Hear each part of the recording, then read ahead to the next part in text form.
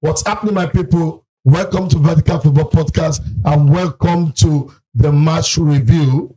Manchester United versus Leicester City. It was a thrashing match. It was a match that Manchester United thrashed Leicester City 3-0. And Captain Fantastic BRUNO was man of the match for me. Again, Shegun is with me here and is ready to give us the breakdown of how the match and what he saw in the match.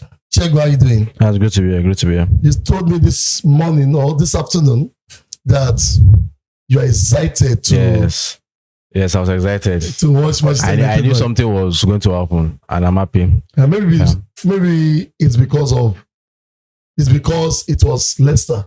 Yeah, I think it's partly because of that. But also when you look at it, the last match 4-1, we are still happy with the record. Yes. So but the performance was good. So 4-1. So we are still happy about that. And so there's this feeling of good vibes with the club, even after the announcement of the new stadium. Even though we know that a part of it was PR, but maybe there was a little bit of good vibes. Yeah. So I just had the feeling that we could win. And also it's Leicester City. They're like our boys. We deal with them on the regular. So we have met them about 3-4 times or 5 times. Yeah. 5? I think 4 times at least. So we've been meeting them and we've been doing well against them. So it's not a big deal. We're happy to meet them and we're happy to collect the 3 points. Yeah. But second, what's your take on the match? Number one, how did Manchester United play?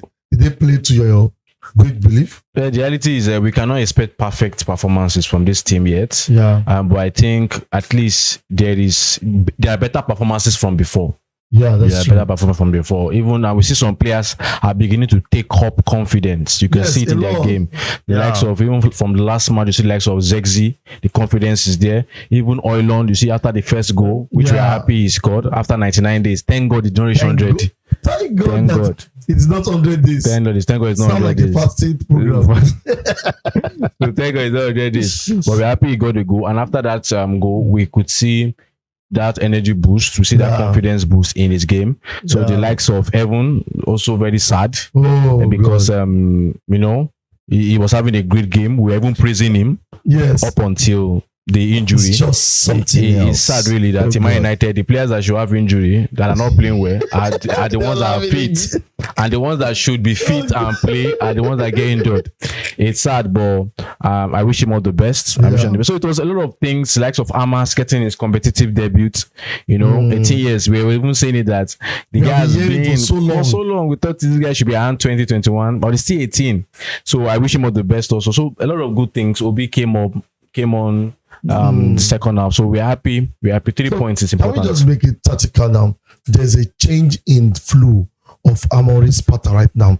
There's a tweak, and I guess a lot of people are not saying it, that AMORIM is playing the 3 defense, but a more direct style of playing now. Before, when this team started, they are playing more of kick pass, possession base. It's still there, but right now he has given them the freedom to express themselves better than before, and you can see the best out of this. I think it's now beginning to be realistic in the sense of, yes, I understand the fact that you want to play possession-based football, you want to play dominating football, you want to play wing backs, you want to overload the midfield, you want to also have superiority in the defense. But the reality is this kind of players that we have at Manchester United cannot do it. You have to allow them to play the way they want to play. You see the likes of, the goal for Fernandes, the third goal. You can see that change of space from Casemiro. Normally that will not be allowed under the AMORIM system because that's too rash. You just taking the ball and not loading it to Garnacho at that side. Direct. That's too direct. But the reality is the man knows that the season is gone. He knows that more than half or even not half of the players that are playing that would have partaken in this match might not be here by next season. The likes of Eriksen, Casemiro, the likes of even Victor Lindelof, the likes of even Dalot is questionable depending on what the board decides to do. So we're looking at even HOJLUND is still questioned. So maybe close to half of them will not remain with us.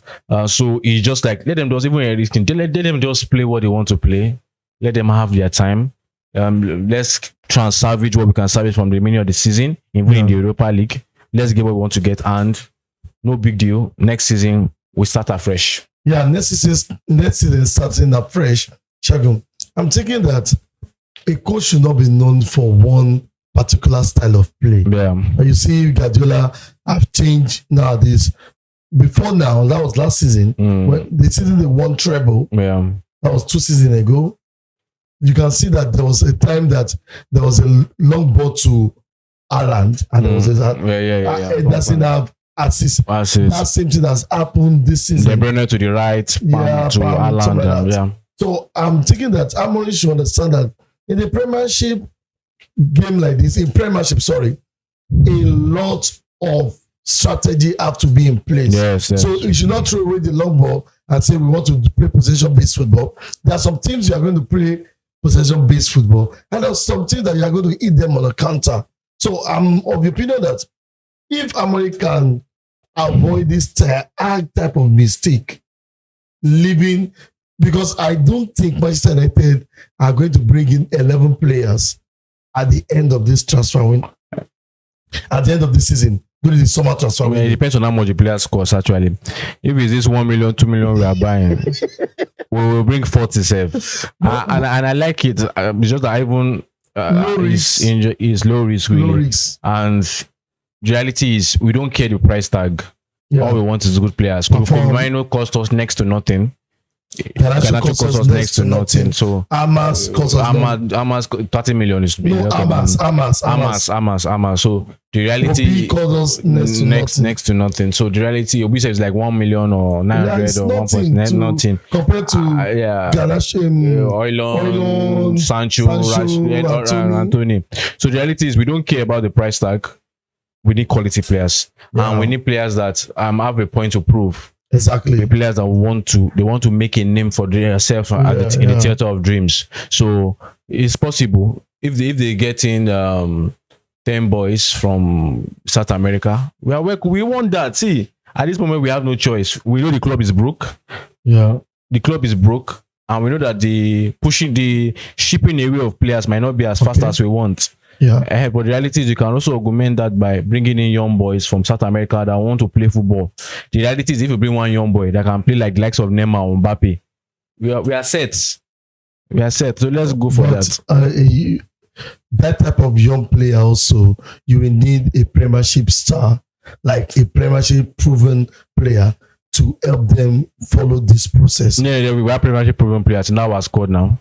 We have the likes of Maguire, Bruno. I mean, when you're bringing them in, at least in the striking role, you have to have a Premiership proven striker. Yeah. I think they're looking at the likes of Mateta. So I don't believe we cannot really say what's going to happen now. We talked about Giovanni Quenda, but we saw that he went to he's going to Chelsea. So we can't really say what's going to happen now. But I just feel that, we said it on the podcast here, that the strategy of this new setup under Jason Wilcox, Berada, and the owners is just to go for promising players that do not cost us much. We've taken a lot of risk with players, so I think now he's trying to take risk by not paying much. And let's see how he pans out. And if it works out well, good and fine. But Shagun, let's now go back to the match itself, because we don't want to talk about Manchester United too much, but we want to talk about the match itself, the build-up play. I know there's a lot of space today that Leicester City did not work on. So my question is, our build-up play, when we start our build-up, mostly it's either we'll not go long. It's terrible. Or we start with 3 man in the build-up. We 3-4-3. Sometimes sometimes it's 3-5 or 3-5 or 3-5. Now, but today is more of 3-4-3. Now, but at one point we noticed that they overloaded the midfield, that we have 2 build-up in the starting lineup and about 5 in the midfield. So my question is this, Shagun, do you see this team? I'm not looking for entertainment. Do you see this team with this type of build-up play? How would I put it? Physical pattern. This is a physical pattern. You have to run. This saps your energy. Do you think we have good player management within our pattern, hope we will not have a lot of injury next season. Because when I'm looking at the build-up play, there's no player walking. Everybody's running, unless when they're starting the build-up. Yeah, I think that's why you can see that they are trying to work on the fitness part of the team. Yeah. I had the news in the last week that the doctor that will go from Arsenal is going. He had to leave. And I think the physio also is going. So they want to get in their own team that can build the players for the kind of pattern they want. Yeah. But also, nevertheless, we still need a squad. Yeah. You know, you can't just say you get 11 players or 12 players and you feel that you can win this league like that. Injuries happen even to the most fittest players. Yeah. Injury can just happen. So we need a good fitness team that can get our players to the highest level in the level of fitness, and also about this thing, having a squad. And I think the players we have, most of them like running. Most of them like running because Garnacho likes running. Not even because like their game is about push and run. So the reality is, if that comes to one of the things he wants to use next season, it will play well for these players, because the reality is in this team right now, there's no player that can play possession-based football. So when people might not even play that possession-based football we thought we were going to play. Exactly. Because the reality is, when you buy Dogu doesn't play possession-based football. It's intensity, running, push. Maybe he has understood the Premier League and think that I know we said it, that he has understood the Premier League, and you understand that for you to be able to survive in the Premier League, you need physical players. Exactly. And that's why the likes of Dogu, Heaven is here. Even looking at the likes of Mateta, it's a sign that they want physical players. So I believe that build-up play, Onana is not doing well in build-up. We have to say just remove it's terrible. out of that. I think we need to change the goalkeeper. Onana doesn't have anything to us in terms of pure goalkeeping abilities. Not even the build-up ball playing zero. So the reality is, sometimes he's just even lucky to catch the ball. Sometimes even most of the ball he punches, he can catch it. So, but the reality is, we wish him all the best, and we hope that the club does well. Now, finally, Segun, your thoughts. Do you think Manchester United can be, because we have to be realistic now, it's top 10? I did not believe that we see. If you can finish 10th, but I don't believe that we're beginning to see a little bit of stability in the team currently, and it's nice. Maybe that stability could help us in winning the Europa League, and maybe by some magic, because Man United is full of magic, maybe we might just find ourselves in the Champions League after an woeful season. I know a lot of fans will hate us for that, but Manchester United, you are hated, you are ignored, you are hated, you are adored, but you are never ignored. I mean, that's the quote. So imagine if we go to the Champions League by winning the Europa League. People will hate us. Finally, Segun, let's see this. Is Europa League visible? Look at it. I'm not a dreamer. So the reality is, I don't believe Europa League is possible. But also, I would say we qualified against Sociedad, even when I thought we were not qualifying. I think against Spanish teams, we have that strong. And we also saw what Spanish teams were doing. But the reality is, let's watch and see. We are playing Lyon, right? Olympic Lyon. Let's see. Take it on the board. Yeah. So take it as it comes, and let's see how it goes. Okay. So guys, today is all about no complaint, no player complaint, and finally, there's player complaining, but we won 3-0. So it will be like every time we keep complaining. But you know the players we will definitely complain about. They are obvious. But I wanted to say finally, but I remember that Garnacho is all actually playing well at the right now. And I told you something during the match. I said, playing Garnacho in that position and is getting better is giving us more preference, more option in that role, number one. And number two is that it's not easy to just cut and shoot. Although I like that decision. And even though a lot of people will say it should have been the best place to put Garnacho is from the left. We all know that. But I think the coach is trying to, for me, I want to know your thoughts though. I think the coach is trying to train Garnacho to be versatile. I think he's trying to, Garnacho's game, when you say you study Ronaldo, you just believe that it's from the left hand side, pam, cross and shoot. So the reality is trying to get out those nonsense in Garnacho.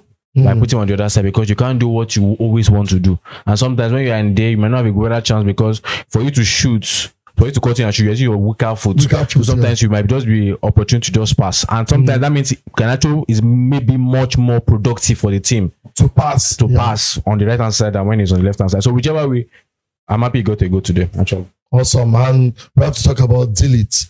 Even though fantastic player. He stopped some shots in the almost like wow. I was of the opinion before that he's going to struggle in the Premier League, but with all the it has been an amazing season for him. It's awesome.